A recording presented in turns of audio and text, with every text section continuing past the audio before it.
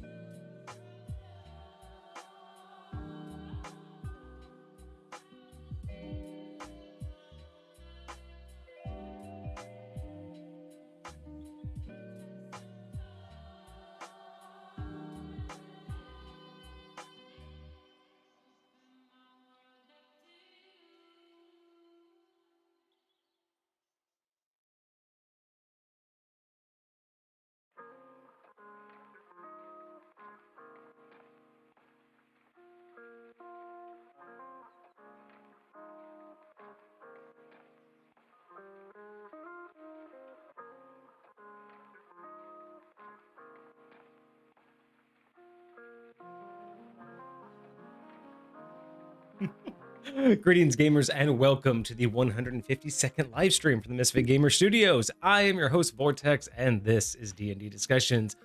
Since I do not have Kage here with me in the studio, we are just going to do a continuation of last week. So I am going to do a part 2 of High Point Histories, mainly going to be focusing on the evolution of my character sheet. Many years ago, I sat down and wanted to basically rewrite from the ground up my own character sheet that was based on several particular rules that I had at the time and that I was testing. And it's evolved over the years. And I have one of my original complete ones that we gamed with for many years. This was when I was still doing everything by hand. So all my players were still, everything was printed out, everything was filled out by hand. And this was the one that we used for the longest time. And now more recently, because of several of the gaming groups that I've ran, some of the players were not as interested in that and weren't as skilled with quick math and things of that sort. So I eventually reworked it, got rid of a lot of stuff I didn't use, and a lot of really good ideas that I do still like. But at the end of the day, I just realized that even with my gameplay and my gaming style, it was so rare to come across them that having them permanently on the character sheet wasn't worth it anymore. So I eventually whittled a lot down, went back to some basics, and also did a whole lot of custom calculations to basically make my own digital version for it for my friends to be able to use. So I have it on Google Drive that we can share it. I can easily look at it on my phone or my tablet. They can have it on the phone, tablet, laptop, whatever. A lot more easy to game, and I simplified a lot of the factors of it, especially the differences between second edition as well as some of my own custom rule sets and rulings. So essentially built that from the ground up as well. And yeah, I figure we'll go over both of those, kind of just talk about, the trials and tribulations I did through that, because this is also just part of High Point Histories and part of the things that I've done over the years to make High Point what it is. And I feel like this will be very relevant to go over the character sheet that I have and that my players will be using, especially if in the coming months we do start gaming on stream. If everything goes correctly and the gaming groups agree to it, then I feel it will be a lot better to have already gone over this, go through the nuance of it. So even though we may not be showing it very often, the few times that we do show it or reference it, we'll have actually gone over it. So yeah, hopefully this will be entertaining. It is just me today, not looking to go super late. It's been a long week, so I'm cool with just kind of casually going over this, answering any questions. And once we've gone over both of them, just kind of calling it there. So hopefully everybody's having a good week. Hopefully you're all much more rested than I am. Let's see what's going on around here. I have no idea what Dick's Last Resort honestly is. I've never heard of that place. I can only guess that is a regional or local place, because I do not believe we have the closest thing that I think that I've ever heard of around here is Dickie's Barbecue or Dick's Sporting Goods. That's the only Dick's that we got over here. Okay, I don't know any other Dick's. So let's see. Random question from Soul. Would you possibly want to run a one-shot tomorrow? I am busy tomorrow, unfortunately. DM wants to run a one-shot, and then DM wants to play for once. No one else in my party wants to DM a one-shot. Why don't you run it? Is you don't have enough players to, like, is it like a set number? I mean, unfortunately, I have plans all weekend, because tomorrow me and my wife are doing some stuff, and then Sunday we have these extra stream, which is the other update that I want to get to. But yes, we decided to do an extra stream for January. Not quite a community stream, because we already had the theme and the idea in mind, but we will go over that here soon as well. Hang on one second. Hang on one second. Looks like I got a package delivery. Take a look at that. Hold on, I wasn't expecting a package.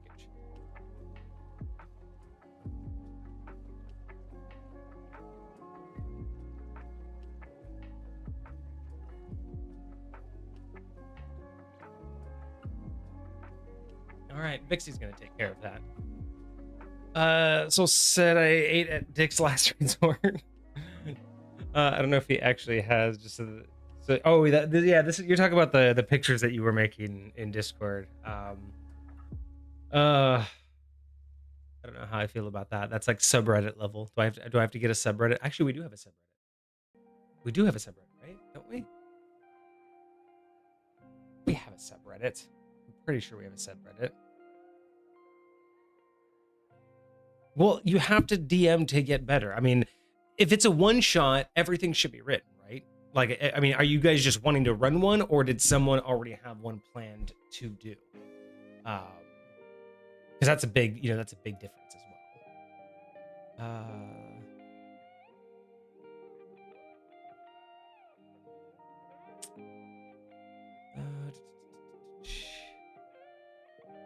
What was I looking for?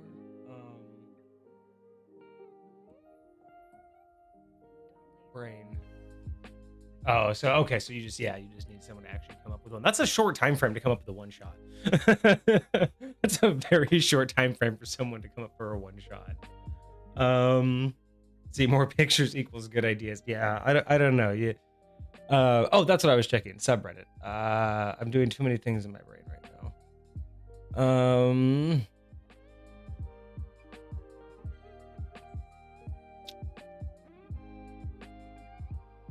There it is. We do have a subreddit. Hey, look at that. I mean, not like I don't know. I've actually never been familiar with Reddit enough to truly understand the benefits of it. Most of my friends have been interested in Reddit, but yeah, we do have a subreddit, but I don't know what to do with it after that. So we'll see. We'll see if that ever launches and does anything. Oh, the DM just thought about it today. Well, I mean, that's gonna, yeah. I mean it's nice when everybody can get together that quickly, especially when someone just has the idea like, hey, let's get together this weekend.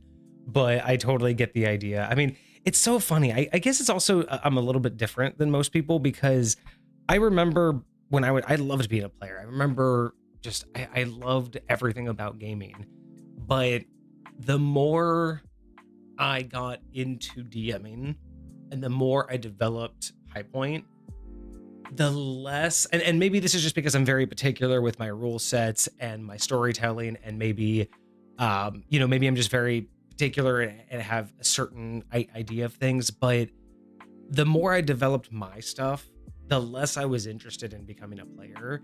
And, obviously it's very hard for me to get involved because it takes very specific things to get me interested, but also it's hard for me to just basically take up space when I already have my own story. But yeah, it's so interesting. I find the concept of being the forever DM, like the idea that it's a meme, that it's like a bad thing, that people who are good at DMing kind of get forced into it and aren't allowed to be a player anymore. It's interesting to me because for me, it never was the goal from the beginning, but once I got into it, it's kind of like the only thing I really want to do. Like, honestly, for me, there's so much more with DMing that I can't remember the last time like I was itching to be a player. Like I've been a player in a couple different games, but I can't remember the last time I was just sitting there like, man, I just need to create a character and play through someone's story. But again, I think it might just be because I'm very particular with my storytelling and the particular type of DMs that I would prefer to game under. I think that's just my shortcomings with trying to interact with it. So yeah, I don't know. What's going on, Red Lego? Nice to see you here. Yeah, I know you're ready for the next trip, Nugget. I honestly don't know when we're gonna go out of town next. I really don't.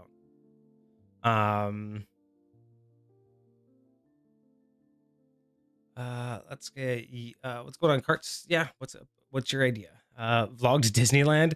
Actually, Vixie has some friends that do that. They live out that way. and they stream Disneyland all the time. So if we ever went to Disneyland, I kind of like, I've thought about it. I've actually, because me and my buddy, the one who was supposed to join me this weekend, join Kage and I this weekend, we were supposed to, well, he was supposed to come here this weekend. He's not going to be able to make it. But one thing I want to do, maybe, I don't know if I could actually do it this year, but I want to get a lot of the, those portable streaming devices, especially the ones where you can like kind of go, you know, far out on cell signal and everything, because we do a lot of hiking around the area, and I think that would be really fun, either to go out for a weekend, like, you know, because we do a lot of overnight backpacking. It would be either really cool to record all of that, bring some gear and record it, or see how much of it, because there are several locations that we get cell service, and we might even be able to go live out there. So I would be really curious to do that. I've talked with him about it. It's just that level of equipment is very expensive, and I'm kind of focused on getting the studio upgraded, because I still need to. By the end of this year, what I would really like is to upgrade the PC, because that's just a must. The PC is dying. And then once I get that done, it's setting the tavern up with its own stream setup, because right now we like the stream setup that we have in here. The mics are fine, the cameras are fine. We need a better light for Kage, but other than that, we're comfortable in here. The new PC is a must. After that, I just really hate having to dismantle most of this to take it into the tavern and stream. So what I would really like to end up doing is getting dedicated cameras and having them mounted and properly set up in there permanently. So all I have to do is get like a smaller like laptop that I can just stream from. That's what I do right now. I have a very crappy old laptop that barely streams, or that barely works, but it's fine for the streaming that we do. But I really want to like get a slightly updated one, or even a used one, just something more updated than what I have, and that could just handle just like small cameras and streaming, because that would be really nice too. Plans, and all of it costs money, and things are going to get more expensive soon. So how much am I going to really be able to do? I have no idea. But we'll have fun.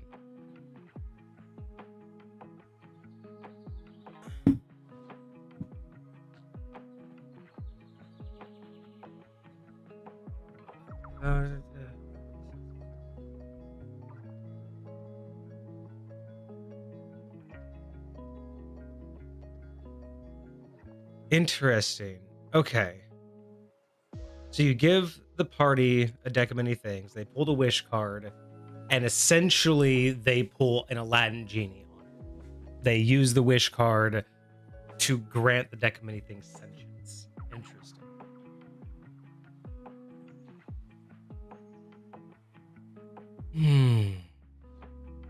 Sentience and free will. Okay, so I have to answer it in two different ways, in the spirit of just how I do things here. So in the sense of high point, it would have to be one or the other, because in the sense of the wish spell, an and would indicate two different levels. So in the terms of high point, it would have to be one or the other. So you're looking at, you either get sentience, or it would get free will. Well, and I guess it really depends. I mean, in the way that you've written it, that would count as two. But at the same time, giving it sentience is the same thing as free will. The only real question on whether or not that, you know, the details of that question just depend upon whether or not it has control over itself, right? But I digress. Anyway, so how would I go about doing it? Assuming that those are one and the same, the idea of sentience, free will, and whatnot. The only real question I would have to decide on is whether that makes the deck in control of itself. As in, can it choose who uses it, similar to a genie being set free? The genie still has all of its powers, you know, similarly, the deck still has all of its cards, and therefore has all of its magic. But like a genie who's been freed, the genie can decide to use its powers however they wish. So giving the deck sentience I could see an argument and probably would say that if you're going to give the deck sentience, I guess like most magical items, it doesn't stop anybody from handling it, but I could say that due to it being already a magical item, it would be able to control whether or not someone could draw a card from it. Because otherwise, what would be the point of making it sentient, right? You're basically just going to have it yell at you and scream at you while you just draw the card and walk away. So yeah, realistically, sentience would have to give it the allowance. And then at that point, I would probably just do a series of rolls to figure out what its personality type and alignment would be, which would then fall. I would just then kind of use its alignment and personality to then have some knock-on effects in terms of who it's going to like, who it would prefer to allow to use it at that point. And I guess also at that point, because it's a magical item, I would assume that it's magical essence, because you're only giving the deck itself, like, you know, the deck or the box itself sentience. So I would assume that that's being fueled by the cards. So once it's out of cards, that's essentially like its own death. So I would also give it the quirk that it knows how many cards it has left, and it also understands that the last card it gives is its, you know, is basically giving up itself. So I would add that extra uniqueness, because depending on what type of alignment, if it gets a good alignment or even a neutral alignment, in certain situations, you know, getting with the right party, having the right kind of connection, the right kind of friendship and relationship with it over a long enough journey, I could see it sacrificing itself, you know, for their benefit if it knows what card is left, you know, or tricking, you know, someone to pull the card, you know, on behalf of the party. But at the same time, you know, if it gets evil, it could also essentially work as its own cursed item. Not really necessarily one, but it would act as its own cursed item in terms of literally act. It would make itself come across as something that you would want and then try to, you know, harm you or screw you over in some kind of way. I think that's how I would rule it, especially off of a wish spell, because a wish spell isn't so much, or isn't the same level as like divine magic, like you're creating the sentient items. So I would say that with the wish spell, it makes the most sense that it's going to be powered by the cards. So therefore, when the cards are out, the sentience is gone. So it has basically a life. You know, it's not going to be like a, you know, a sentient magical dagger that will live until the dagger itself is destroyed. I think the wish spell would be better utilized to have it as a temporary form of life, especially because it's the wish spell coming from the deck itself. It's kind of like, you know, it can't create indefinite life of itself. So being able to bring itself to life, I think also means that it's powering itself, right? One of the decks brought it to life. The rest of the decks are what keep it there. But yeah, in terms of how it would react to everybody, I would just say that's going to be a couple rolls for me. I would roll for probably a D12 for alignment. And then I would probably roll, I don't know, I usually like to do percentiles and kind of think of like a mental grid of personalities. So I kind of roll a couple percentiles to kind of see where I fall on like a mesh grid, and then just kind of design a personality after that. But yeah, let me know what you did. I'm really curious about that. And then we can get into more high point histories. It's a very fascinating question. Thank you, Cart. I haven't had a question like that in a while. Usually Cosmic has questions like that get me really thinking. Man, now I want Kage here. I want to know what he would say to that. That's a fascinating question. I might pose that to Kage, my co-host that's usually here. I really like to see how he would do that, because there's so many different things to think about. But your response was too long. Yeah, no worries. Yeah, no, that's such a fascinating question, because again, it's like for me, you know, it's fascinating because I like to take in all the parts. I mean, most of my viewers already know I words matter. I like to take in all the different individual pieces. So when it comes to that, you know, it's not just the wish spell. It's, you know, a wish from the card from the deck itself. And when you're giving the deck, you know, something that, you know, is usable, right? Something that, you know, a card is used up in that process. And usually like a genie, you only get to use it essentially once, you know, whereas a genie, you get 3 wishes and then it's over. In this, it's the same situation, right? You're getting essentially a one-time random wish, that is going to be based on what cards you pull. So that's why I have to kind of like look at it in those kind of layers instead of it just treating it like any other magic item, which you easily could, right? You could just treat it like any other magic item and just say it has a personality. But for me, I like to look at it from the point of view of my realm of High Point. So I need to look at it in terms of, how does the magic actually work? How do I actually explain it to where it's consistent with other things that work in my realm? And how do I layer it to where I'll be able to remember it, right? Because I don't want to just say it works and not be consistent, but I also don't want to make some very complicated explanation that I'm not going to be able to remember, So at least for that, just understanding, if it was an outside force like a wish spell or a god, that would be completely different. But considering that it's all coming from itself, I think that's the most fascinating part about it. But I don't think many would think of it that way. You know what I mean? I don't know how many people would really consider that the magic's coming from one of the cards and loop that back into the system itself. But who knows? If there's anybody out in chat who has a different idea, definitely let us know. Let's see. I like the idea. It was more on the spot when they pulled from the deck from a shitty merchant. The card player way of getting back at the merchant for how they treated them. Oh, okay. So I like that. So it's basically like, oh, okay, you try to screw us over, so I'm basically going to liberate one of your tools that you use to fuck with people. I like that. See, that is so clever. That is such a clever thing to do. That's the kind of stuff I like when my players do that to me, because that's the kind of stuff that makes me think on my feet. And again, it's not so much that direct, I just want to hurt this person, but it's like an in-game like slap in the face. You know what I mean? Like it's so subtle in so many different contexts. I like that though. I'm happy for that player.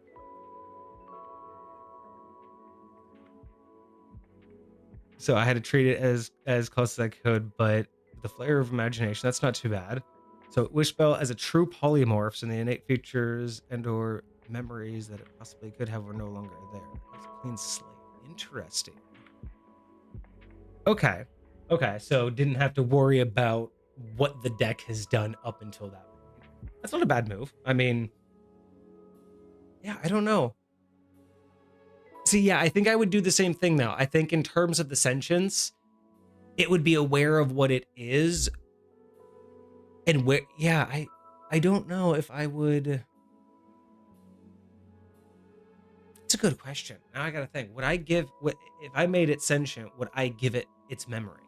Like, would it know what it's done? Like, who has pulled what cards before? Or would it be a brand new sentient item from that day forward that just, that just acts like it was, alive from that day, knows what it is. Oh, that's interesting. But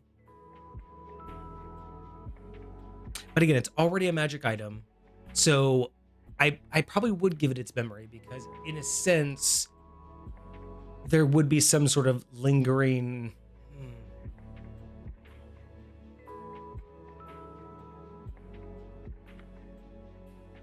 I've never thought of that before. That's such a good question. I would give it some. Okay, so I would say that, yeah, I think it would make the most sense that it would have a form of memory, in the sense of it may know that it's been with a certain, like in your case, it's been with that in particular merchant for a while. Maybe, it would definitely know what cards have been pulled. It would probably know things like if a certain card was pulled, if that card caused, the death of another NPC. Things of that sort I would give it, but it wouldn't necessarily have like a day-to-day working knowledge that it will now that it has sentience. It would definitely be much more of a situational, I've been with this person, or I've changed hands a lot, or, I've had 10 cards pulled and 2 people have died because of it. Things like that would be specific, but like knowing who it did it to, it wouldn't know. And, all of those kind of things, it wouldn't know until the point of sentience, and then it would start to have that kind of memory. I think that would be the best way to deal with it. It's crazy. Okay, you typed more. Let's see. So use a spell True Polymorph, innate features memory, so it had a clean slate. And so the new companion deck.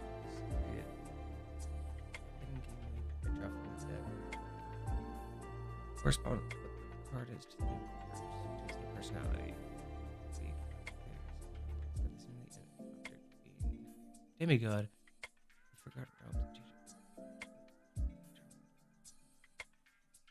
Interesting. Okay. So it's essentially a gotcha. Okay. I'm trying to think of a good analogy for that. Oh, but it's like an infant sentience. So you pull a card and for a week it has a personality, or you can call it a phase, which the party has to navigate on a social slash like diplomatic dialogue level, and even action wise maybe, but essentially they have to guide it week by week, personality by personality, and depending on their choices and what they do with each personality and what they allow it to do, and I'm assuming maybe roles involved, but that will determine its future. So I'm assuming that it's not just going to remain, because you say it's a new companion deck and it might become a different deck in the future. So I'm assuming that means that, are you making I got to read the rest of it, but are there other types of decks that you're pulling from, that you're just going to select from, or is it like going to be a custom deck that you're going to swap out certain cards with? And then to answer the question, for it being a magic item and uses ability to a certain degree, it's now found. So nothing happens. He unlocks one of the more dangerous cards within his personality. So vice versa. Good things. No nugget, no propeller hat yet. Sorry. Maybe next month. I'll see if it's in the budget for next month. Interesting. I like that you play in Forgotten Realms. Forgotten Realms is my favorite. Yeah, I'd really like to know if you have a like a deck build already in mind, or oh, Decker is his name. The way where's my 22 cards in deck of many things. Oh, okay, right. And then taking into consideration how his personality will be, innate powers.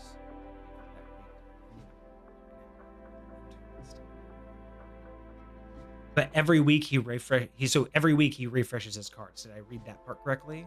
Or did you just refresh his cards once?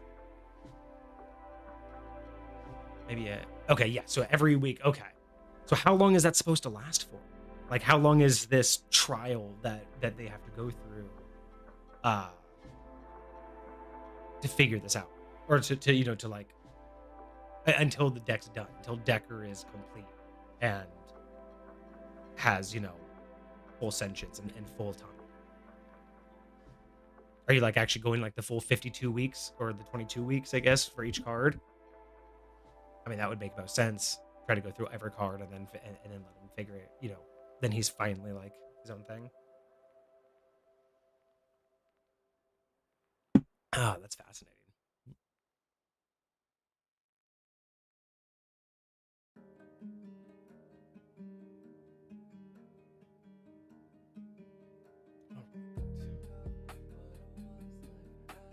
Let's see here. Where are we at? Okay, so all right. We're not doing too bad on time. We can get into some high point histories now. Going back old school. I haven't looked at this. I was gonna like review it, and then I was like, I'm not gonna actually pre-review this because I haven't looked at this original character sheet that I made in many years. It's been let me see. Actually, I can actually tell you how long it's been.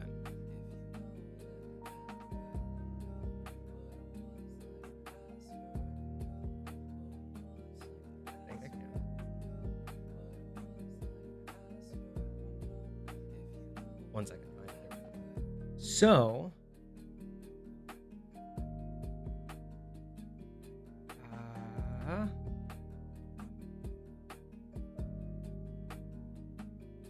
there we go. Details.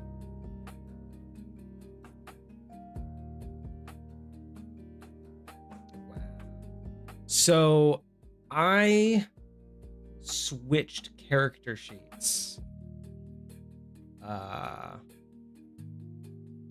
like 2018. So I have not looked. So again, I wanted to pull out my old character sheet that we were using for a while. I haven't even looked at this one in like 5 years. So this is going to be fun for both of us. Original deck of many things in the whole multiverse was created by Greyhawk, God of Luck, and since Decker was created by the party, God of Luck was not expecting or considering that. The illegitimate son is wandering around with the party. They have eyes. One deity on them, and the eyes of the other on the merchant stolen from. Human form, all of a sudden. How many players play it? All of a sudden, Dagger becomes a demigod into chaotic good or chaotic evil, especially if he's surrounded by the wrong people, the right people. That's interesting.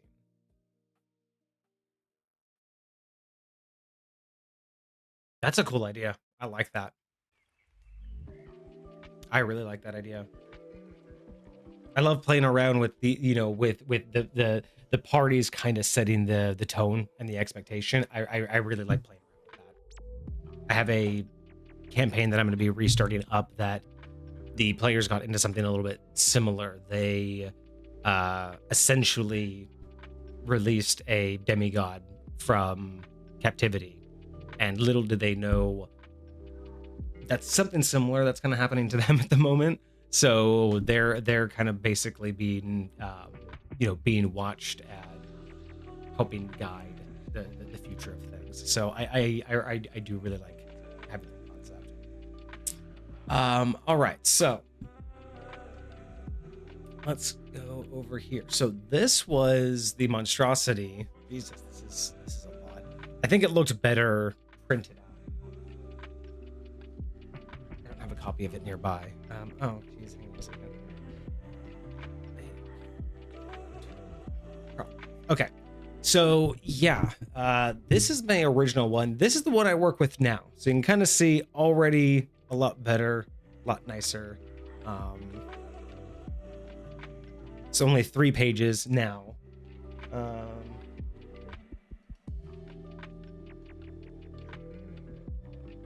Yeah, that would be interesting. I mean, especially like, again, I'm curious how the lore would work. Like, would that only happen if someone does the same thing, or is it like the idea that Decker would be able to do it? Can Decker go find a deck of many things, try to pull the wish card and do the same? Like, I'm curious. Like, can Decker propagate like that, or how would that decide, or would it be your God of Luck? Would it be that where the God of Luck would have to do it? Because I could see the divine intervention and the deity doing that as well.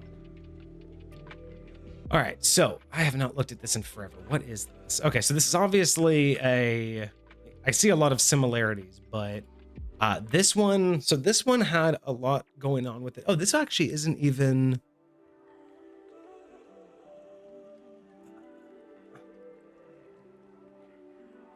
Yeah, because this one doesn't have any.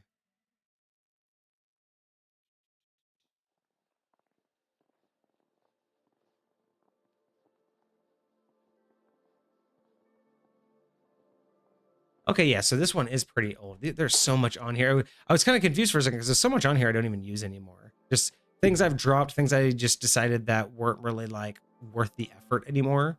Ideas I thought I liked, but just decided that didn't need anymore. But yeah, this was the complicatedness that originally was what I was using. Most of this fit, I think this was a 1, 2, 3, I think this was a 5-page character sheet. Main page just being, all your character stats and all your character BS. Anything that you needed to do to like basically like describe your character and keep track of levels. Second page was full of most of your stats and things that you were able to do, racial abilities, and then all of your actual calculated stats. itself. Big scuffle and trying to create their own warriors.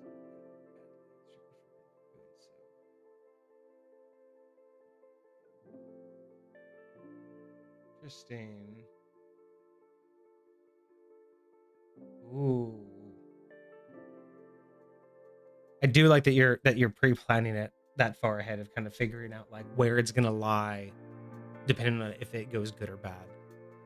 I always like having that kind of duality, or at least the actual, like, instead of the illusion of choice. I really appreciate it when DMs will go that extra route and actually make the choice valid and impactful, right? Instead of just having it as a, well, this is what's going to happen, but no matter what you guys choose, I'm just going to let the cinematic play out. But when it actually will play out differently, I always appreciate that. It's what I try to emulate as much as I can with every choice that I give my players, is making sure that everything feels impactful, because everything leads to something and nothing's there to multiple things can lead to the same outcome, but I don't like it, to the point to where I planned it that way. It's more of everything has its own outcome.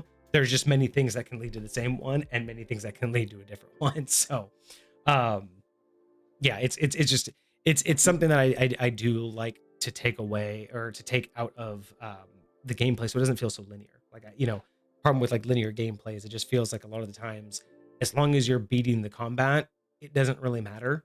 And that's hard for me to get into gameplay when what you're what you're listening to and the people that you're talking to don't actually adjust how the story is going to play out. You know what I mean? It's not, again, all you need to do is pass the combat. It's like, I don't mind people getting shut out because they made the wrong choices. You know what I mean? Like, I kind of like the idea that there is no main storyline for that. So if you shut yourself out, it really is just your own doing, and you have to find a workaround.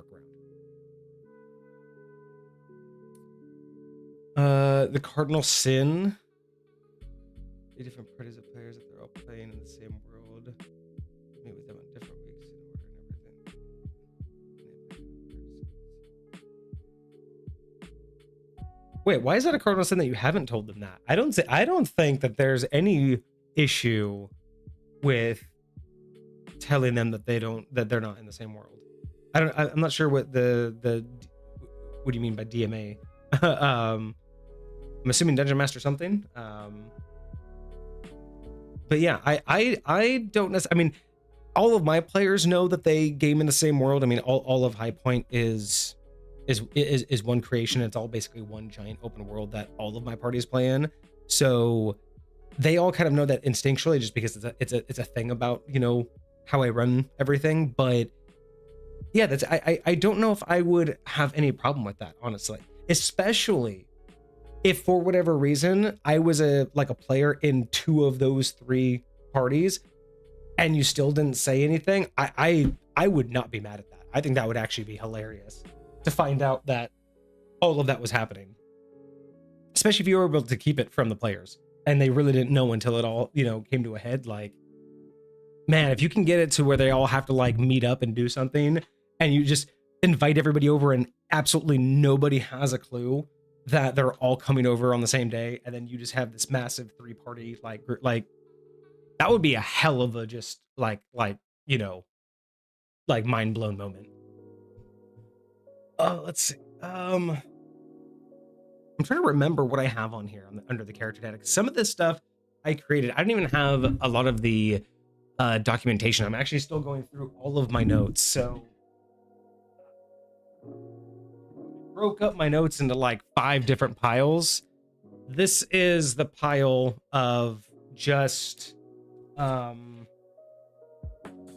some of these are individual campaign notes, but this bottom half is mostly just Heist Point specific core notes.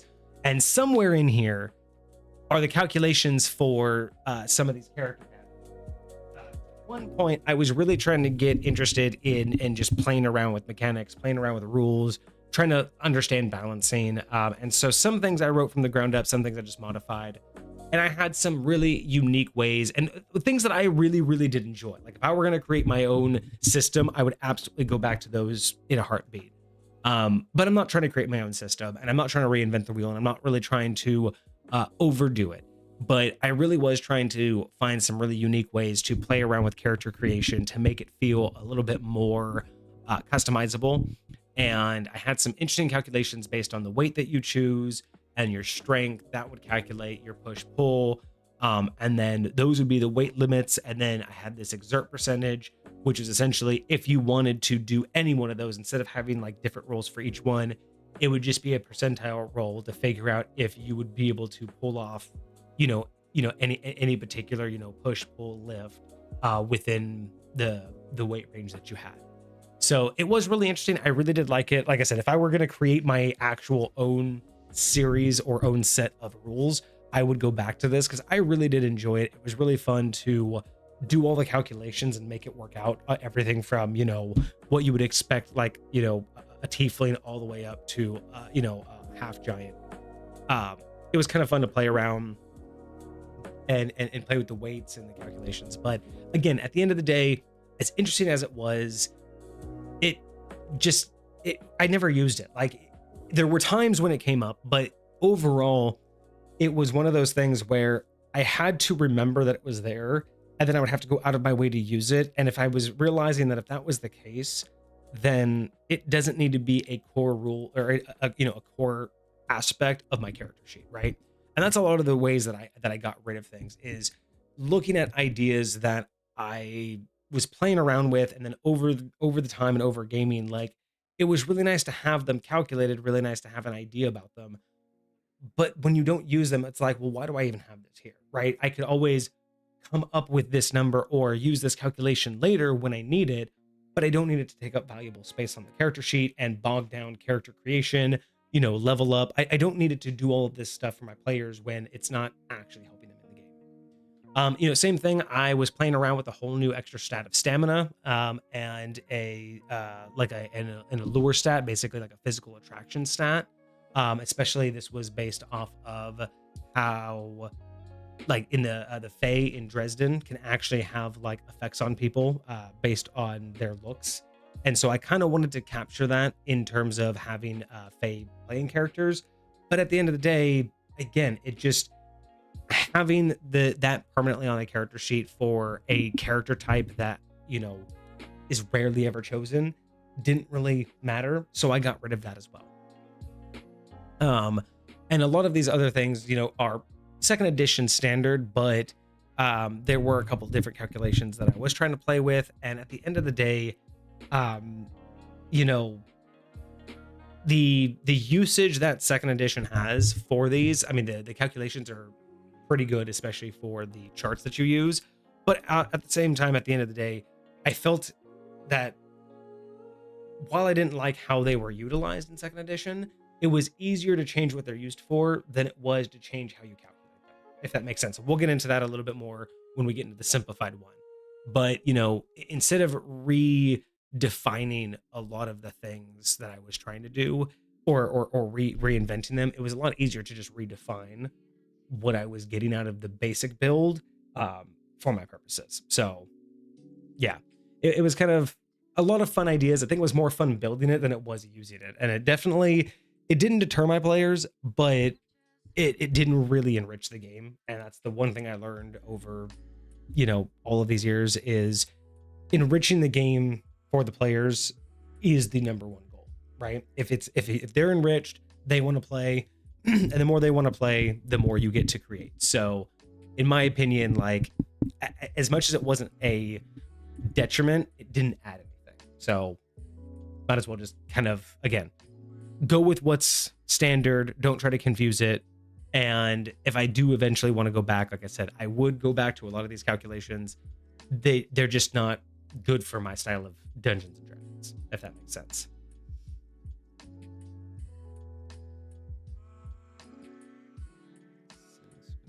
Gold then. 2,000 years. Ooh, that's kind of cool. I kind of like that. I kind of like the idea that you got like a cycle that you can get the gods out. Let's see. So page 3 was the combat page, And this was just a beefy combat page to help calculate the types of armor that you would have, the weapons that you would have, and what you would, what you would get based on skill sets and the weapons that you chose. And as you can see here, there were just a lot, everything from regular melee weapons, ranged weapons, missile weapons, the ammo that you would have. And then down here I did have because again these were one of my printouts. This was on my printout sheet, so this was something that players would fill out, and this was kind of like my quick sheet for their base melee, ranged, and missile weapon, like the ones that they would just guarantee go to. This was a quick calculation sheet that they could update just quickly to know that based on what they rolled, what was the AC that they were hitting. And a lot of my players, I didn't have this for the longest time, just because most players that I had didn't have any problem doing quick math and calculating AC and Theco, but I did get a couple players that weren't as skilled with it, and it was probably their like least favorite thing to do is do that level of math. So I did start shortcutting that on the new sheet and helping players out by being able to have it auto calculate for everybody. So it is kind of nice. I don't really mind it. It's like I don't necessarily in most cases, I don't mind players knowing what the AC of something is. But in the cases that I do, I just do the math for my players. It's a lot easier to do it that way than to have them spend time. And then I also had an entire page just for containers. So giving everybody, different container types that they could have. I mean, this is back when I was still doing encumbrance, which I basically don't do anymore. I even had bank accounts, or, essentially bank money accounts, wherever they would put it. Debts. So whoever they, who they owed, what they owed, and then where their money was, how much they had. Languages, non-weapon proficiencies, again, something that you get in second edition. So I try to make this robust for like the long game. Obviously this wasn't meant for just a start out character and have it to be replaced. This was something that was meant to be held on to and updated as you went. But again, as much as it was nice, again, it just has a lot of stuff on it. And I learned right away, like, it's nice to have this stuff, but even with me, you guys can see that, this was, when I printed it out, it was just the lines, right? I'm not big on super fancy, stylized character sheets. I find them distracting. I kind of just want my character sheet to have the information. So while I was trying to make this robust and fulfilled enough for players to at least get to like level 10 very easily, without having to expand, more times than not, players have their own note-taking methods. And while this works for quick bullet point note-taking, a lot of players end up wanting to have extras, right? They want to have like little like notations. They'll have their own little shorthand, their chicken scratch. And at the end of the day, I just realized that there was more notes in the margins, more notes on the back of the page. And I just figured, like, again, why give them the things that they're not going to use, right? Why bog them down with 5 pages when I can bring it down to 3? And why even print it out when it's on a digital sheet? You can just make a new tab. So that's what we did. We took all of this, and I basically scrapped a whole lot of stuff that I don't use, that I didn't need, and I created a brand new digital character sheet from scratch. Now, I did keep some of the specifics in High Point. Like, there are some things that I changed, but I was able to actually build into this sheet, which, again, now you can see, instead of it being like 6 pages, it's just these 3. And I've color coded it for players. It's all, it's obviously in dark mode right now, but I've also color coded it for my players. And this is just helping brand new players be able to adapt to this a little bit quicker. And essentially the color coding is the dark yellow is the things that we need to fill out during like character creation, and things that may or may not change during level up and over time. The lighter, like, a small highlight, is more about where they're going to be constantly taking their notes and updating things the most often. and I highlighted everything in blue that is going to be the most common things I ask for. Basically, if I ask them for something, these are going to be the like guaranteed things that they will need to know. So everything's high. So if I ask them for something, they know that they can just sit there and scroll through the blue and they'll find it faster. So instead of having to read every single line, if I say that in their constitution, they're just like, okay, blah, blah, blah, blah, blah, boom. You know what I mean? Like it's meant to help them visually know where things are a lot quicker. And then everything else is basically just informational. But I have built this entire like chart based off of both second edition and my own high point aspects, right? So with this, I was actually able to build out this character sheet that will actually fill itself in for a lot of it, right? So you have name, and I don't have racial feats built in here. That's usually something that we do manually because a lot of people will end up getting like some customization. So you won't have, so elf will be something that you fill in, but that's not going to be a drop down, right? So you can fill all of these things in because all of these aren't drop downs. They're going to be specific to the player. But you will see that these aren't highlighted because these pull from somewhere else. Same thing here. I kind of have these because these are always nice for players to keep track of. Things like if they have a deity, what they're the god of, if they have a title, if they have a guild, description being their actual physical description. So if they meet a new player, this is how they would describe themselves. Personal notes for themselves about their player. Whatever notes that they want to know that are going to be like specific to them or that they want to like say to other people. And then of course a quick spot for personality, so they can kind of always if it's been a while, they can kind of quickly remember what the personality of their character is.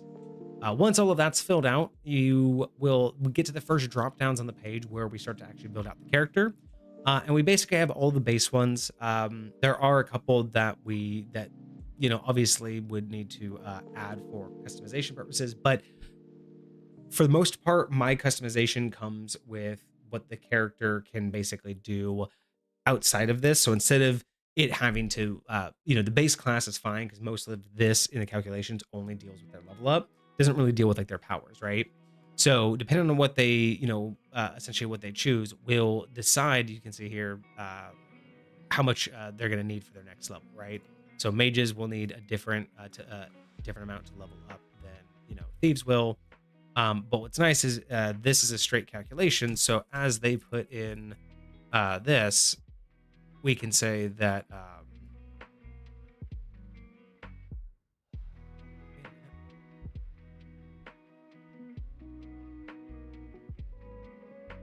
oh yeah. So as we level up, so like with level 10, right? So let's say they're level 10 now. So now that upgrades to there. So let's say, there we go. More like level 5, right? So we'll say, level 5, we get up to like, 30,000 XP. It's all manual from here, but it does update what next level you'll have to be there, and it updates here. And what I like about up here too is if you're going to multi-class and say that you're, level 3, it's still going to have your primary classes up here, Thief, Ranger, and then your total level. So I kind of like just how simple and easy this is for most people to do. Because again, the only thing they're really going to be paying attention to is the XP, and then during level up, we'll manually change like the actual levels only when they level up, which is why they're not high. Bottom here is mainly just again, notes for whatever they want to take notes on, and any particular money that they have access to. Second page, I've put again more for just like straight character data. So this is going to be their abilities and what their character and their race can do. All of this has primarily been reverted back to second edition calculations and not my own personal ones. But like I said before, I have changed like some of the definitions on what things mean and what things do. So you see here that the push, pull, max lift, and all of that have their own calculations. And this is, I think, still based on weight and how much that can do. So it's interesting. I still kept. I thought I took this one back off, but I guess I didn't. Again, we haven't used these character sheets in a while. We're just rekindling everything, so it's interesting to still see the exert on there, but everything else seemed to be back to second edition. As you can see here, based on what we were, already calculates, your spell levels, spell immunity, or spell learn, and all of that. Second edition mechanic stuff.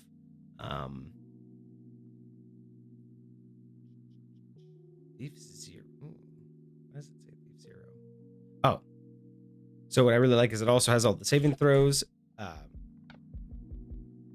based off of the level that you are, and it will always go off your primary level. So has your saving throws, racial abilities, and what I do like also that I built in is based on what you put in for your proficiency. So let's say you want to have a dagger, and let's say that you've put 3 proficiency points in dagger, right?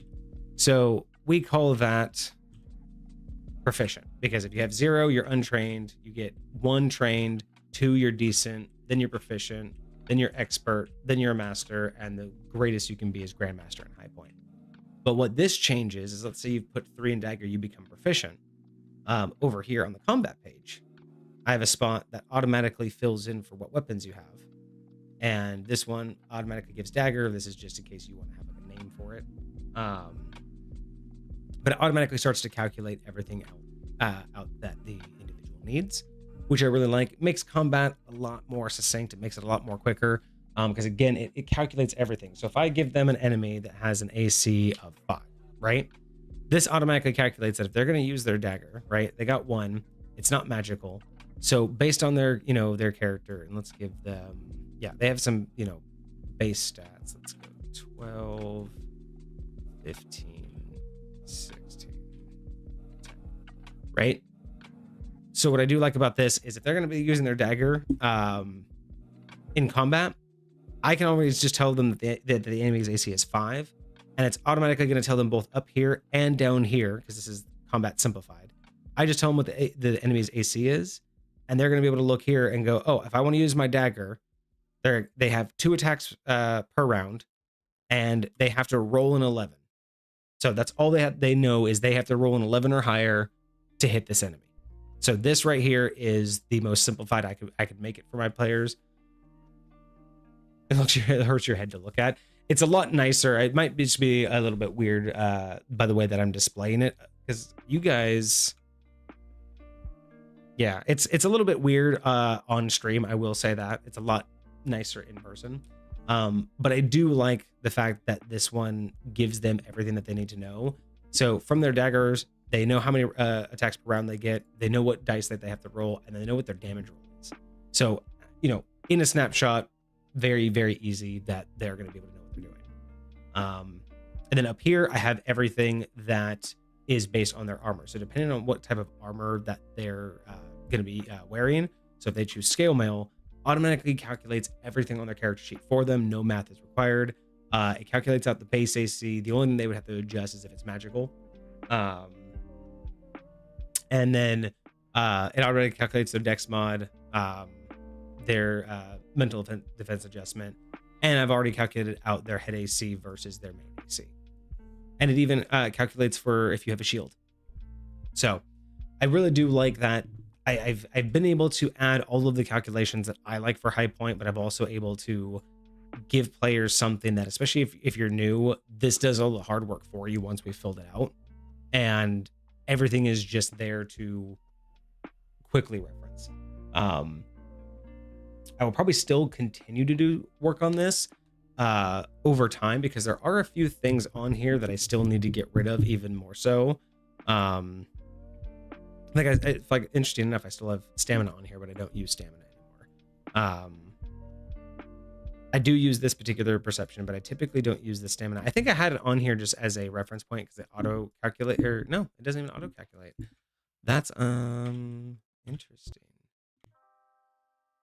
Yeah, I'm gonna have to do some more work on this because, like I said, it's been a while since I've looked at these. But now that I'm rekindling all my games, I wanted to get more refreshed, and now that I'm going through it, you kind of have to do that little bit of editing every now and again.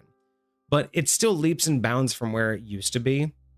This one's a lot nicer than that we had before.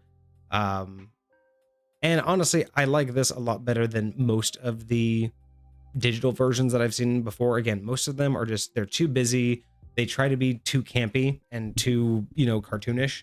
And they end up just being, for me, non-functional, or they just become, too much of a distraction instead of actually just getting to it. Because again, for the most part, this is designed to be looked at, page for page on a tablet. Like, this is designed to be looked at on a phone or a tablet to quickly get your character data and then get back into the game, right? Because for me, I used to be so much more tactile, and the character sheets were so much part of the, more part of the game. But after moving to this, it is so much easier to pick up gaming when people can automatically have their character sheet.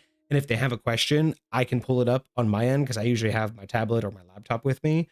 So being able to have everybody's character sheet in front of me when they have questions without having to like hand it over or, look at someone's handwriting and try to figure out what they're trying to say, right? This is a lot easier for me because I know where everything is. There's no distracting, visuals, and it's fully customizable for the person, right? So if they don't like any of this, most of this is customizable outside of like the actual character data, but any of the note sections are customizable to them. They can make their own tabs for anything, as long as the the required bits are filled in. Most of this is just look at it, get the information you need, and move on. And once it's all filled out, it can look a little crazy, but once you get familiar with it, it's really good. But it's kind of like everything, right? I mean, it's kind of like, I'm not a huge fan of how like 5th edition like just like has their artwork. I'm not a huge fan of like 5th edition artwork, but you make do with what you have. And I like this. It's mine. I've been working on it for a long time. But yeah, you guys will probably be seeing this. I'll probably be continuing to update it more and more. I don't know how much beautification we'll get, but again, I don't really care about beautification. I care about being able to know where the data is. I care about being able to know, that my players know where it is. I know where it is, and we can both be talking about the same thing, right? But do too much beautification, and then it just becomes more of an art piece than it does an actual character sheet. But I'm old school. I don't really care for all of the frills and artwork and special lettering and fonts and texts and all of that. Like, I really don't. All I want is a functional character sheet that when I look at it, I know what it means. I know where I'm looking. And if I tell one of my players, hey, it's on page 2, like I want them to not have to like, be confused on where, where something is. I kind of just want it to be, it's a little analytic for sure. It's a little, it's very cold, but at the same time, it's the least of my worries because it is just data, right? The rest of the game is being played on the tabletop, right? Like for me, this, because we've moved away from tactile, it's just not as important because it doesn't really have any function to the game for me outside of being the resource, right? Like the data resource. So that's all right. Soul doesn't like it. Soul doesn't have to play in high point. But yeah, that's basically it. It's I do have to take care of a few things. I do still have to. The one thing I haven't done is Vixie and I went over this the other day, because she's rekindling some of her characters. But one thing we didn't go over is all of the calculations. I do have to go back and I have to test every single box to make sure that like the formulas are still working all correctly, that they're still going to all the charts. Because like I said, I haven't touched this or my old one in a long time. So I got to make sure that that's all working. I don't want any hiccups during, gameplay. And maybe I'll get some feedback from my characters on how this is laid out. But I do have to also make sure that I have nothing missing, because the fact that stamina's here bugs me, but I don't know why. Like, that's interesting because it's pulling from here. But what I don't understand is I didn't think I had stamina chart.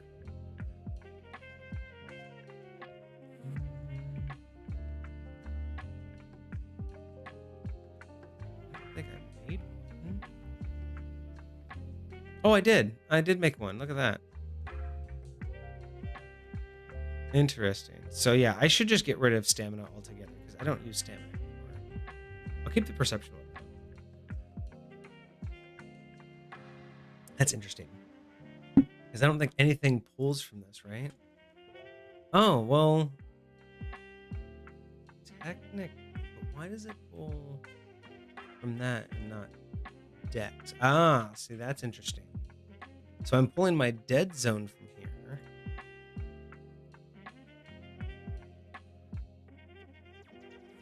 So I'm pulling it from Constitution and Stamina when it really should be Constitution and Dex. So, yeah, I should really change that.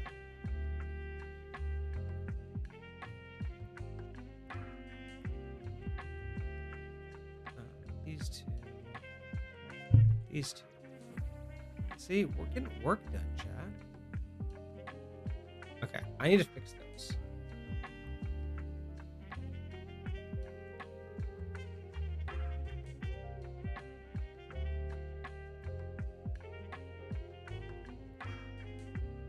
So once I fix those, we will be fine. I will be able to I'll be able to remove stamina, and I will fix my dead zone and my consciousness. Yeah.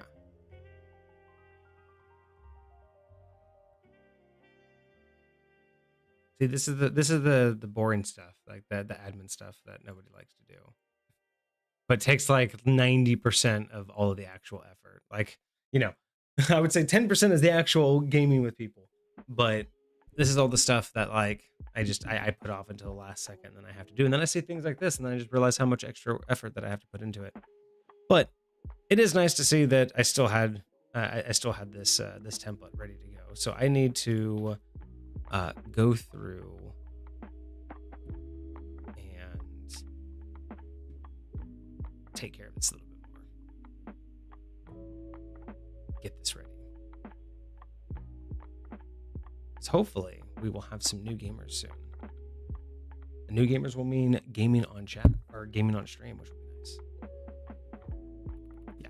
All right. So I don't want to keep looking at this because I'm going to keep finding things that are wrong with it, and then I'm going to want to keep fixing it.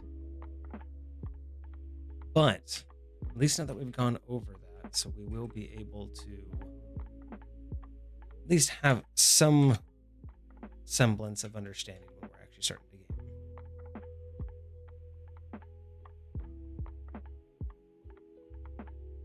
Yeah, all right.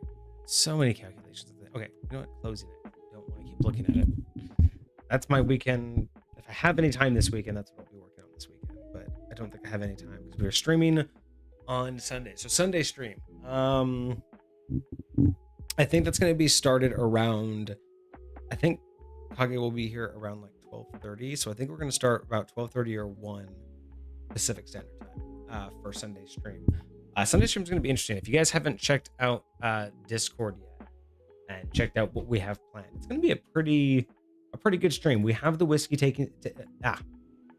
we have the whiskey tasting that we're starting out with, which we're going to be doing 8 of. And then we're going to do a dip into critical cocktails because we're going to try to maybe make some D&D themed cocktails from that. And then we're going to move over to the Magic the Gathering section. So I have showed off on stream before that I have a whole bunch of really outdated Magic the Gathering stuff. So I think what we want to do is kind of go through that. Kage has a couple old pre-made decks that he has. I have a bunch of old pre-made decks that I have that I haven't seen in a while. So we might play a couple games, just, dust off the old skill sets and see if we still know how to play Magic the Gathering. And then we're going to go through everything. Basically, just kind of lay it all out, figure out what I actually have. What's going on, Hoilepa? And then once we figure out what I actually have, we'll decide what to do with it. I've been doing some research. I have, I think, an entire booster box, an unopened booster box. We've been talking off stream about whether or not we would open that.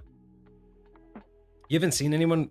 Have you played Magic the Gathering yourself, or just never watched it on stream or anything? I don't know if I've ever actually watched. I've played a lot of it. I don't know if I've ever actually, outside of like being somewhere, I don't know if I've ever actually seen it. I know it's on Twitch. I know that Magic the Gathering is definitely a category, but I've never sat down and watched people play. I find it kind of boring to watch, actually. It's a fun game to play, very boring to watch. Oh wow, never even looked at it. Well, on Sunday, if you're there, you'll be able to get a walkthrough. We were supposed to have a special guest who had never played either, so I was going to do a whole tutorial on it and everything, but they're not going to be able to show up. So maybe we'll be able to just, at least walk you through when we do a couple games. But yeah, so I've been doing some research on the booster boxes. We were thinking about just opening a bunch of them or all of them on stream, but it turns out that I guess if we have any any desire to sell them, that's probably not the best way to go about it. It would be better to probably it would probably be better to sell the packs individually or the whole booster box as one set if we want to do that and then put the money into the stream.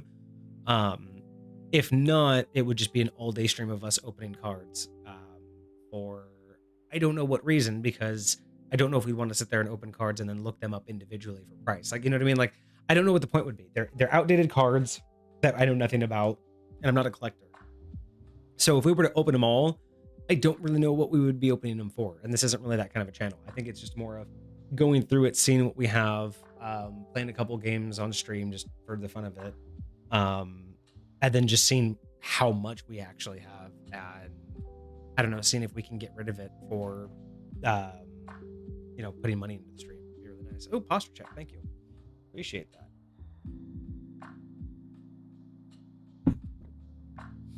If I'm there.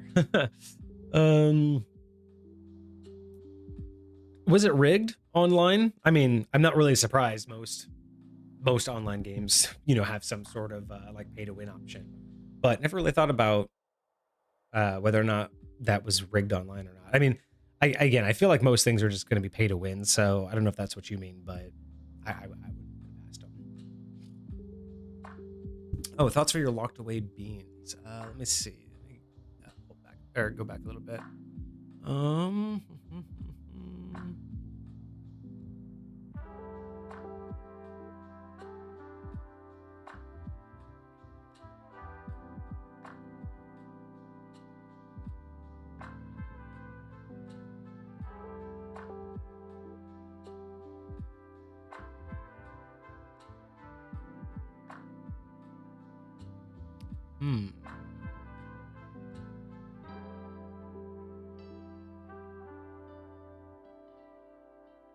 Interesting.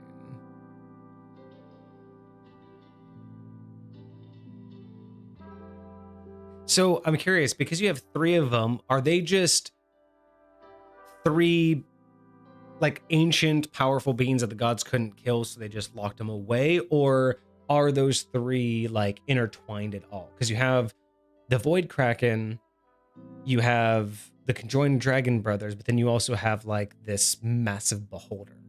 So all right. Oh, so they're not gods, but so the beholder one is the reason why they weren't allowed to be killed.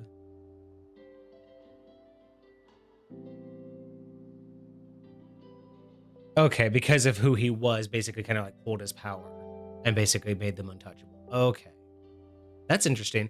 I dig that.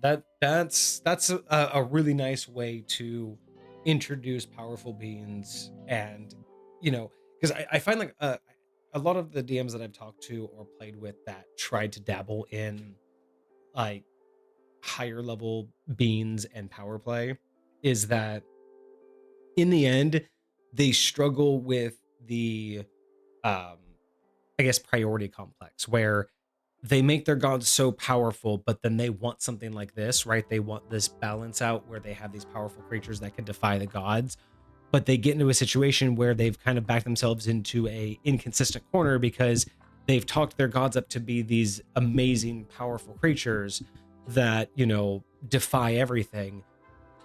And then you also have these equal great creatures, but you haven't set them up to be on an equal playing field. And then when you try to make them the rebels of gods, you sit there and wonder why the gods aren't able to like snap them out of existence as they've been known to do. Or you make gods to be these subtle kind of like, work in the background, not big deal kind of things. And then you make these other creatures super powerful and, looking like they're just going to trample or take over, but then suddenly the gods are coming in out of nowhere with things that they've never shown to be able to do before, right?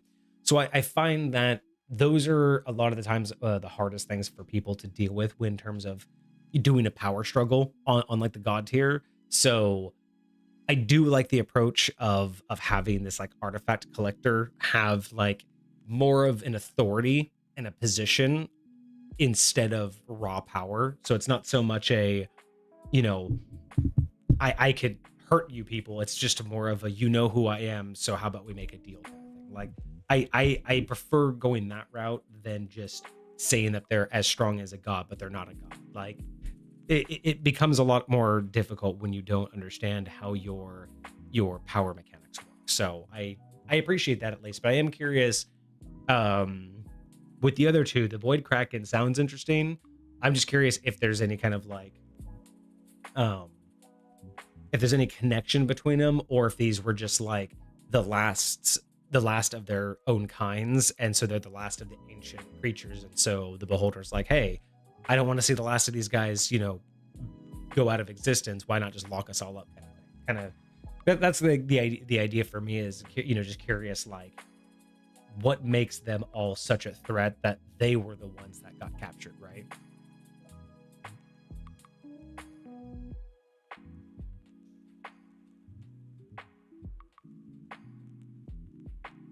All right, so but you were talking about your the rigged. So they don't allow your decks if you don't play the newest edition. Doesn't matter if you play better or not. And that makes sense. So that's kind of similarly in the real world why I stopped with Magic the Gathering, is because they would come out with these, the new blocks and the new editions every year, and like every 6 months a new block, and then every year there'd be a new edition. And you can only play with editions that were so old. So by now my cards are so old, like I can only play legacy games or home games, right? Like I can never use my cards to any official capacity. And I didn't want to spend that much money. It was so much money to keep up with it, and there was no benefit to it. There was absolutely zero benefit at the time when we were, going to like Friday night Magic and all of that. There just wasn't any real benefit to just shilling out hundreds of dollars just to be able to have a deck that you could take. You know what I mean? It was just so difficult. Or even just, going to a game on Friday and doing like a, what's it called? You just open packs, a draft. Even if you do a draft, right? It sucks because if you don't do them regularly, you're not really building a card deck, right? Like if you do them every couple months, you're going to pull cards from 2 different blocks, right? And they'll be, 6 months apart, which means that one's going to go bad before the other. Whereas if you're gaming regularly over the course of a couple in tournaments, you'd be able to build a pretty nice deck, with modern cards. But that's the downside, right? Is if you don't play very often, you fall behind so easily. So it's either spend a lot of money to keep up and just, drain it in the back end, or, not be able to keep up and then just kind of give up on it. So that's kind of what happened to me. I just don't want to shell out the money anymore, and it kind of sucked. So I slept on the game for a while, and now I miss it, but not enough to buy back in. That's the problem. What's happening? All right, it's not too. To be honest with you, Chad, I didn't really have much else other than the character sheets. It was just something that I wanted to look at and kind of talk about, but I haven't anything else. It's been a long week, and I'm really looking forward to Sunday, though. Sunday is going to be interesting. I really hope I can enjoy it as much as I want to. Master Duel, what's that? I haven't heard of Master Duel before. Is that just like an online card game? Or is that like is it mobile? I have not heard of it. I mean, the only recent card game that I've been playing is Balatro. I play that a lot. Oh, it's Yu-Gi-Oh! Just online? Okay. All right. See, and that's the thing. Like, all of those type of card games, never got into. I have absolutely zero idea how to play Pokemon, the card game. I have zero idea how to play Yu-Gi-Oh. I mean, I'm trying to think of what are the other card games? Like all of those ones I never got into, never touched, never even like really read their card, don't even know how to read their cards. I mean, I'm assuming that I could look at them and infer because similar to, you know, Magic, but like I never got into any of that. I mean, I barely got into Magic. I was only into Magic for like a year, maybe two. But yeah, I just, again, all of those ideas of having to just spend money and to collect and to gain, just to be outdone by someone who has more money or more time or just happens to know the card better and know, you know, what shot, you know, I mean, like there was so much to it where I'm just like, this isn't fun for me. You know what I mean? Like I enjoyed Magic when I first got into it most because I got into it with a group of people that like uh most of us didn't like weren't really hardcore into it. Like my brother wasn't really hardcore into it. I wasn't really hardcore into it. And it was kind of fun to just putz around, make decks and have a little bit of fun. But once you get like into a crowd where they're super serious about it, it's just it becomes so much that if you're not putting all of your effort into it, it just it's like it's not fun because you'll just never make a deck good enough. That's kind of where it came down to me too with like some of the gaming groups I was with, where it's just like I literally had to put so much effort into creating this perfect deck, and we'd only play it like 2 or 3 times. Be like, okay, well, let's make some new decks, and it's like this isn't fun for me to spend 4 hours crafting a deck, just either have it get completely shit on or only get to play 2 or 3 games and then scrap it for another deck to do it all over again. It just no one likes pay to win. Like Yu-Gi-Oh nowadays because they've added lore. Interesting. I didn't know Yu-Gi-Oh was without lore. I assumed that based on, I mean, I know it was a anime, so I kind of figured that they would have a little bit more lore to it for the game. Kind of interesting that it needed to have that added. But I'm glad that they are adding it. By the way, has everybody voted for the community stream for February? I got 6 votes. And Kage and Vixay are pushing the vote a little bit too much. We had Critical Cocktails as the highest vote, but both Kage and Vixay came in and they've pushed subletting subclasses into the lead. So if you haven't voted yet, go over to the community streams channel, get the vote on. If you want to know a little bit more about Monday's stream, that's in the announcements channel. And yeah, we have a new artwork channel, by the way, too. So we have our normal D&D artwork channel. So if you have any D&D related stuff, but we do have just the standard artwork channel now for any artists out there who want to just share their artwork.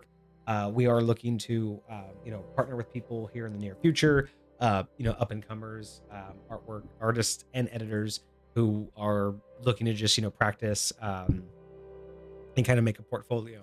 So we've made 2 new channels, the art gallery and the cutting room floor, basically just to give people an opportunity to show off what they do. And if they're interested, they can ping us about working with us. We do want to start working with some people who want to kind of be able to build a portfolio that's online that they can point people to and be like, hey, I edited that. Seeing as how we're not monetized yet, it would be a nice little way that we could help out with, community, people who want to do this kind of editing for podcasting, but at the same time, we want to be realistic. We can't pay anybody, so we got to be realistic with what we can get. The archetypes didn't have much lore earlier. Had a lot nowadays.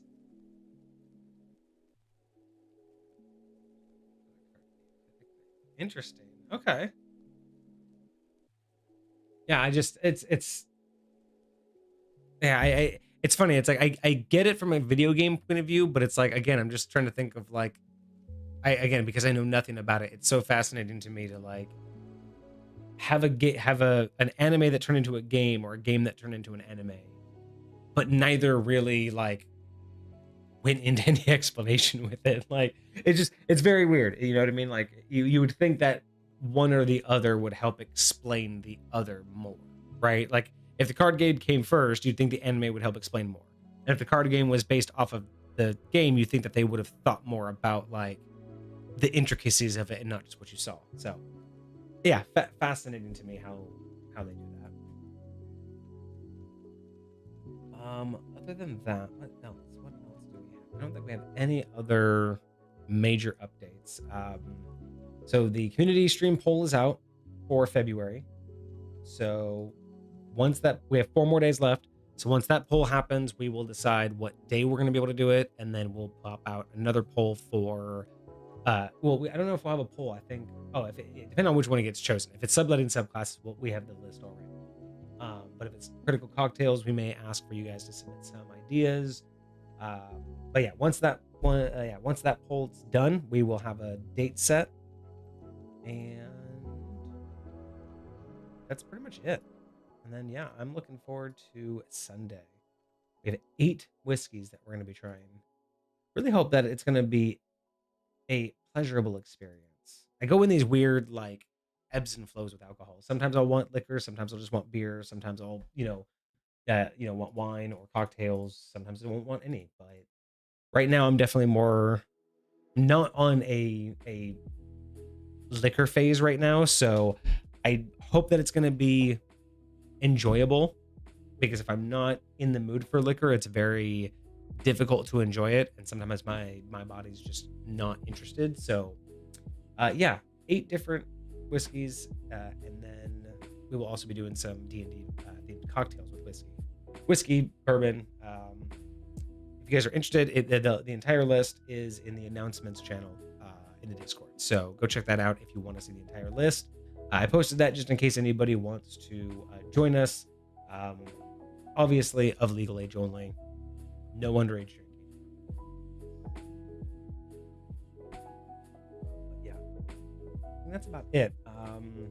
Kage will be with us on Monday and on Sunday. So Kage will be here Sunday and Monday for stream, but he will not be here next Friday. So I will also be without him next Friday. I might do another history of next week. I've had some history of ideas floating around, so I may do some extra research leading up to that. That might be kind of fun. It's been a minute.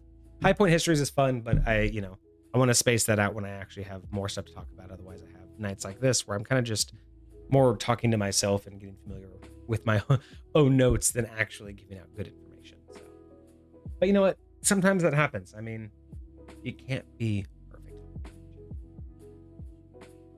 All right. Well, I don't have much else for y'all. Do you have any other questions for me before I let y'all go? Again, we will be live this Sunday at about 1 p.m. Pacific Standard Time if you want to catch us for the whiskey tasting and some Magic the Gathering. Otherwise, we will be back on Monday at 6 p.m. Pacific Standard Time for our normal homebrew review, what do we have next? Schedule. On Monday, we have... No. Kage has not updated it yet. I don't know what our next item is, chat. You're all going to have to ping Kage in the Discord and yell at him and let him know that the schedule hasn't been updated. But once he gets it updated, we'll know. Why don't I do a game prep stream?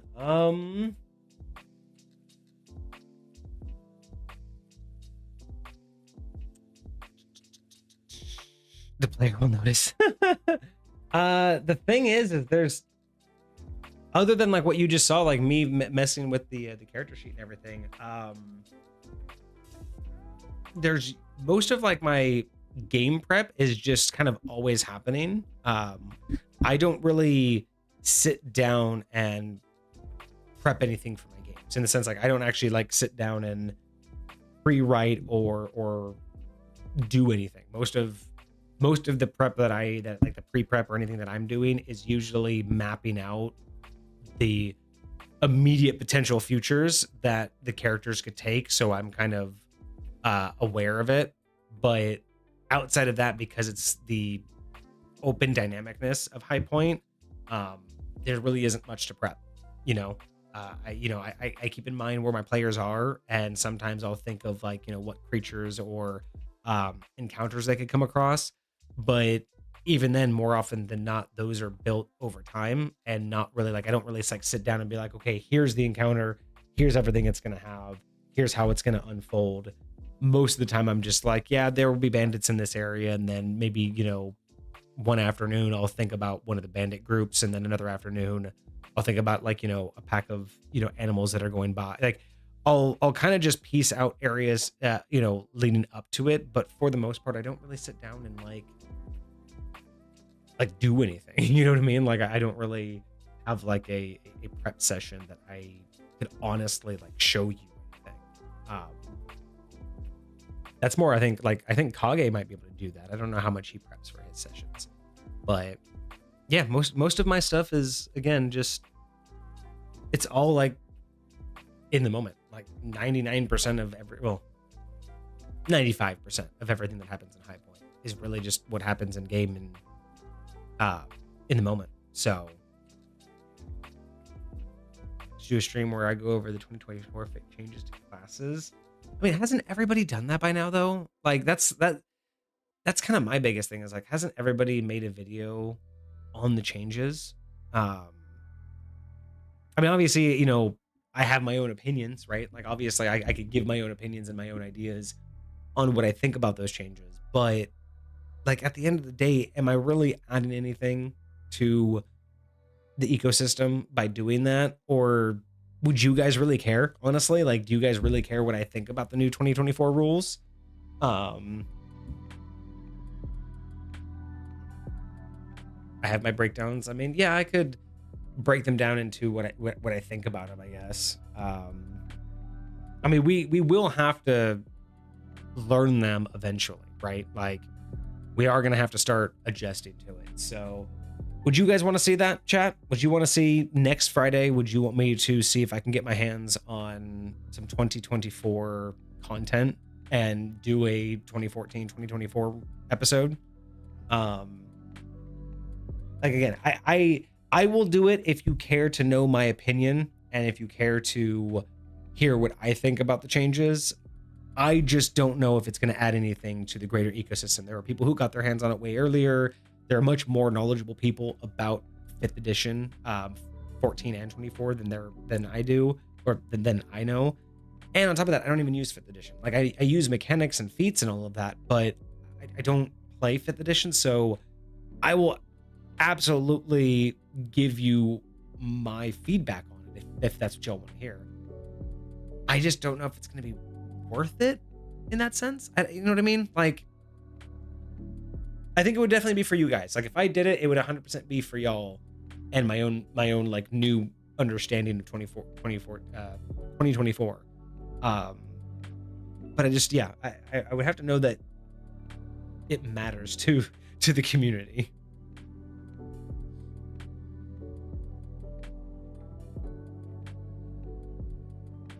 Oh yeah, we will need 2024 stuff for your guys' thing.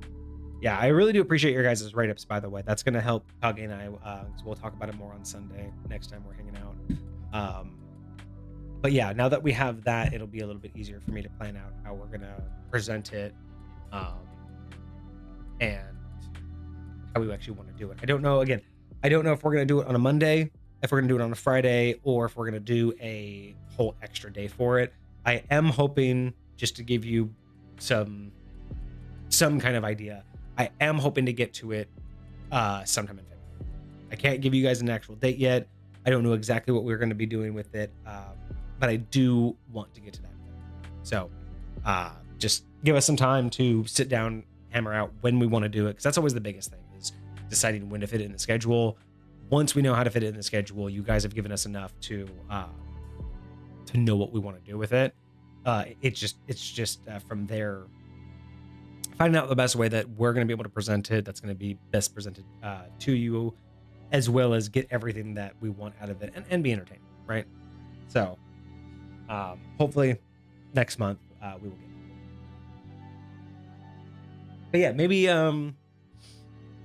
we'll do that next Friday. I don't know. I really only had you and Hoilepa say something, so maybe next Friday we will try out doing a little bit of a 2014 2024 comparison.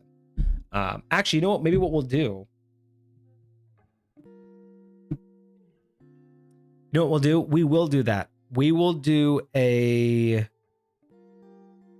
2014 5e14 5e24 Ranger comparison, because that will lead perfectly into y'all's challenge of the Ranger class. I'll be able to completely wrap my head around what the 14 Ranger was, what the 24 Ranger is, get an idea of what 5th edition is doing with the Ranger, and then that will prep me in a much better way to tackle y'all's challenge, because then I'll actually know what I'm looking at.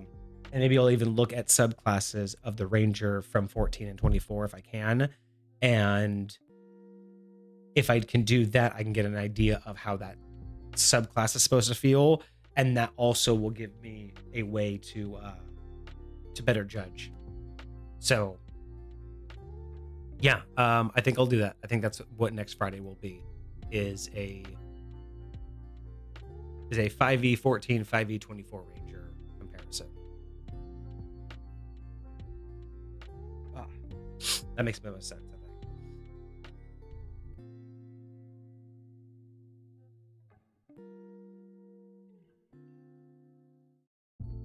See, the problem with that though is like just doing a straight, one reviews the other, is you got to think about time frame, and you got to think about like actual content, right? Because if you're just having one of us read off one and the other one read off the other, that's that's not really our style of doing things, and it's not quite going to be the same flow, and that might take longer than you think. So we will entertain it, but we're going to have to figure out what's going to work best for us, and also what's going to work best for, because if we do these in the future, we also want to make sure that it's something that we can do that's repeatable, that also makes sense for, the stream and the brand and everything like that.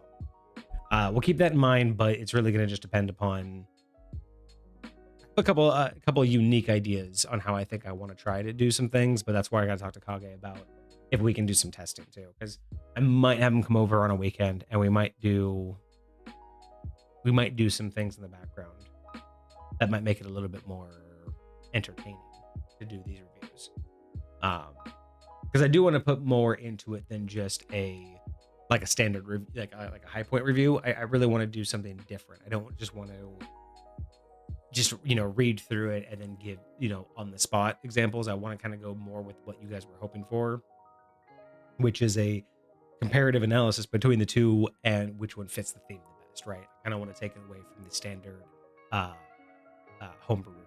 So that's the other reason why I want to talk to him a little bit about it too, and really try to branch out with something like this, because this will also help us hammer out some ideas we've had for some of the other series that we want to do. So yeah, so it's gonna be something new. I'm interested in it, but we want to give it a try, and we're happy that you guys came up with this crazy ass challenge.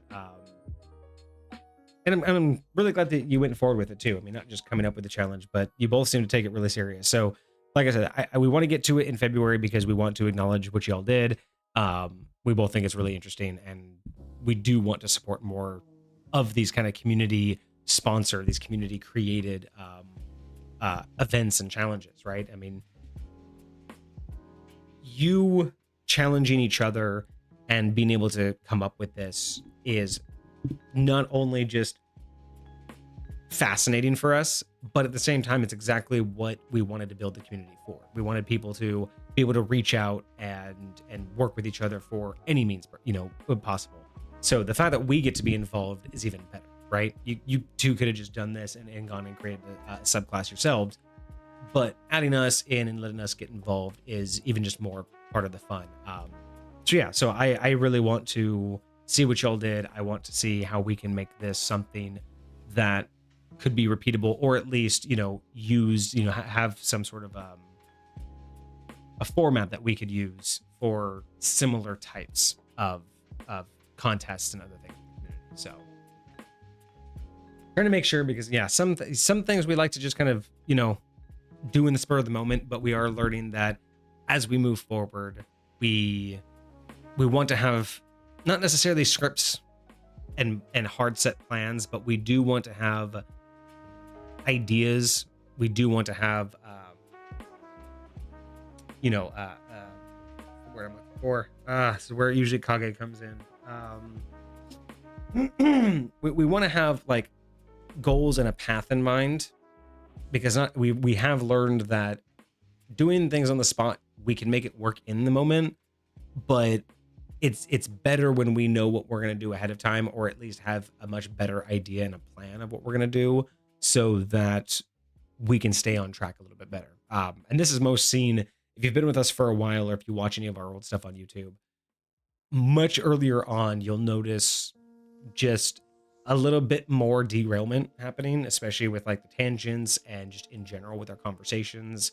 A lot of that was just because, we were just kind of dynamically working on things. But over the months, over the years, we would talk, off stream and start to work and critique ourselves, little bits here and there.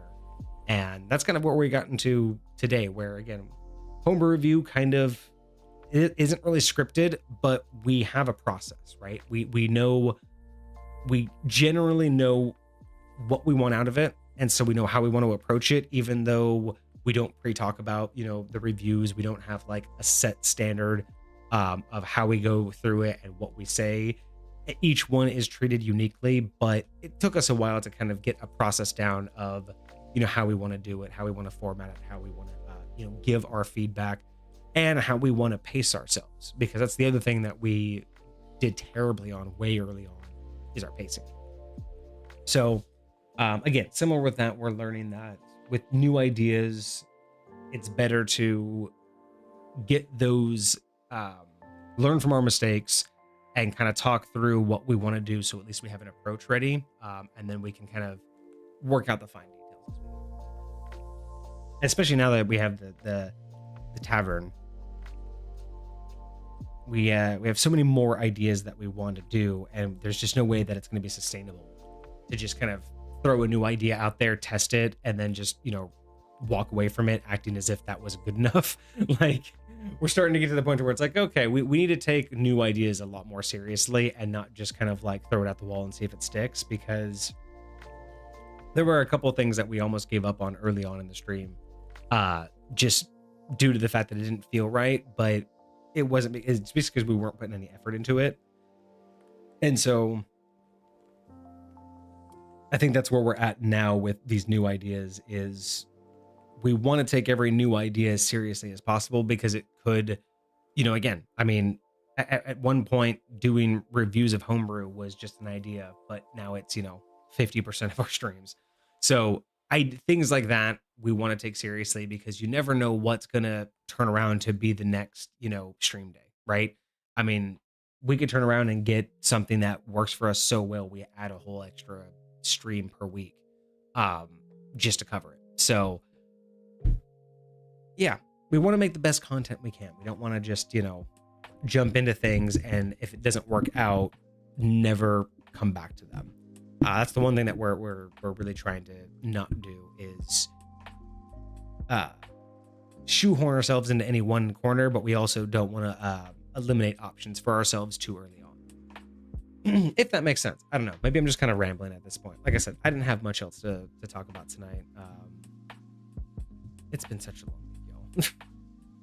It's been such a long week for so many different reasons. I probably just need to sleep. That's probably what needs to happen.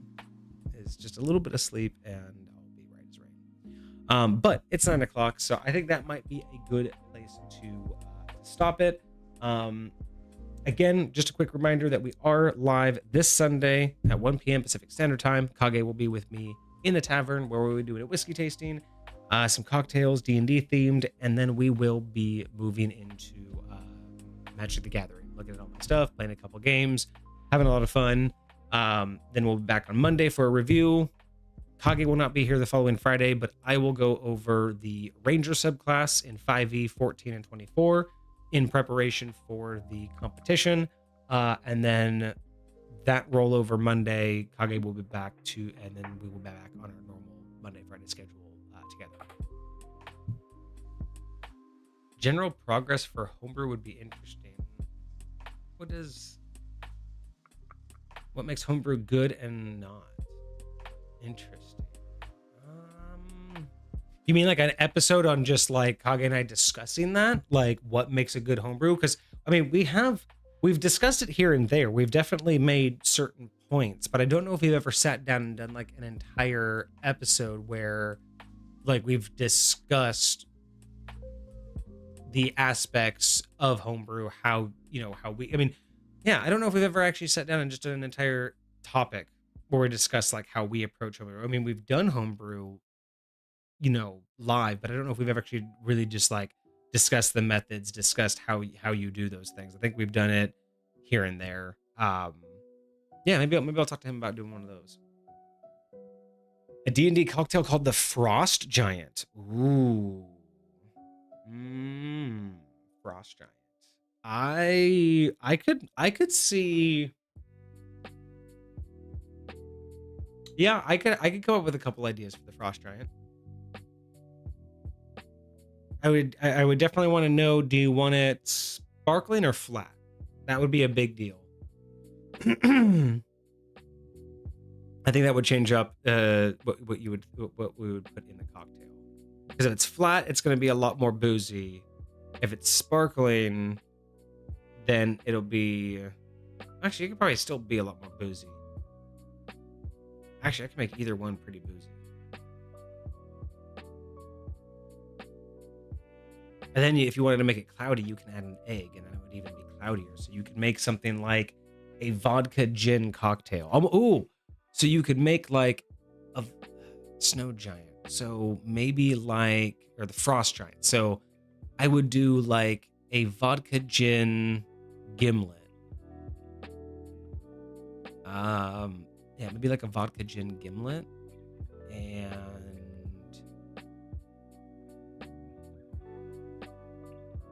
I mean, usually you would make it with lime, so you would probably do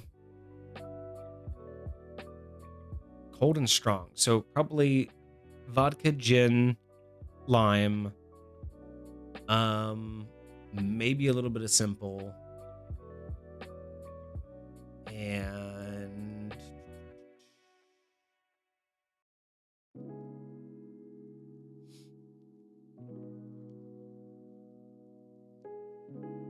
ooh, you know what you could do? You could add a little bit of dry vermouth to give it a little bit of bite. Still be clear. So you could do vodka, gin, dry vermouth. Those would be 3 different clears. You could do a little bit of lime to help ease off a little bit of the bitterness. And shaken for sure. Because you would have, unless you did no, if you wanted to, I still think it would need the lime. If you didn't have the lime, you could do it stirred, but I would probably say shake it. If you wanted to make it cloudy, more like a blizzard, and you wanted to make it a little bit thicker, you would add the egg white. Otherwise, yeah, just vodka gin. Yeah. I don't think you would need much else from that one. That would be your cold and strong. And then if you wanted it sparkling, just top it off with like club soda in a tall glass. That would be pretty good. But I think the vermouth would be nice. I think that would add like a nice little texture to it, or a nice little flavor palette. A D&D cocktail book. Well, Soul has started to create a bunch of our cocktails in his app, so he has a list of them.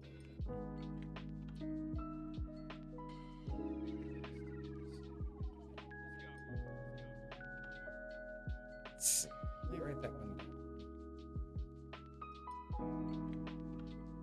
Let's see. So what would the Frost Giant have? It would probably be, I'm thinking, an ounce of vodka, an ounce of gin,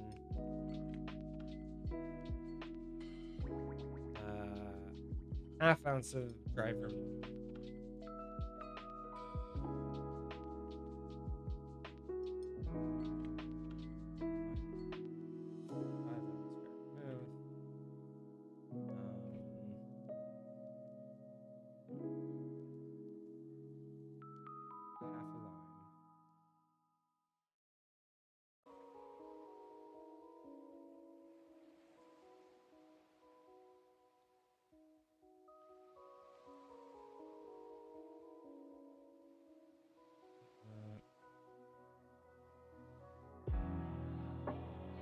Smell egg white.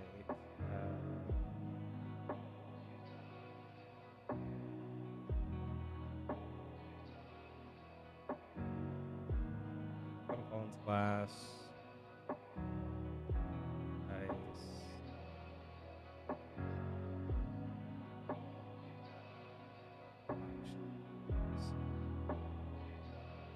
All right. There, we've added this one. I just added that to the D&D cocktail list. That's in the Discord. So I will have to try and make that one the next time. Maybe, well, it doesn't have any whiskey, so it won't be made on Sunday, but maybe I'll make that one tomorrow, and I will let you know how it goes. I'll have to post in the picture in community chat to see if it lives up to the name of Frost Giant.